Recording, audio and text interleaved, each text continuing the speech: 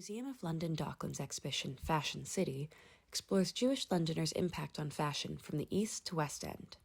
I spoke to Dr. Lucy Whitmore about the process of putting on the exhibition, the community response so far, and why celebrating Jewish heritage in London is especially important now. My name is Lucy Whitmore and I'm the lead curator for Fashion City.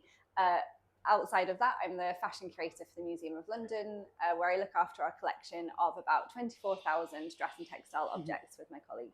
The exhibition is the product of a research project between myself and Dr. Bethan Bide of the University of Leeds. We started researching this story just over 4 years ago with a real interest in how we could use the lens of fashion to tell a more rounded story about London's Jewish communities. It's so important to acknowledge the importance of the East End as a site for migration to London. Many different waves of migrants have come to the East End as their first port of call in the city.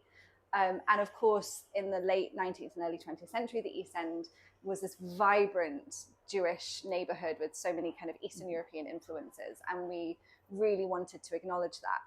But we also wanted to make sure that at every opportunity, we're going beyond the stereotypes, we're sharing new stories. And the West End has been so heavily influenced by Jewish designers and particularly Jewish retailers.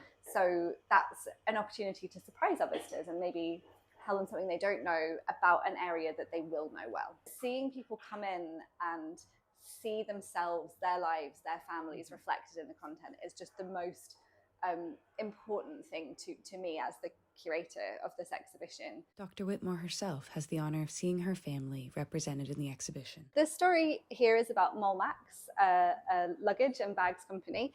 And this company was actually founded by my great-grandfather, Max Moldau, in Vienna.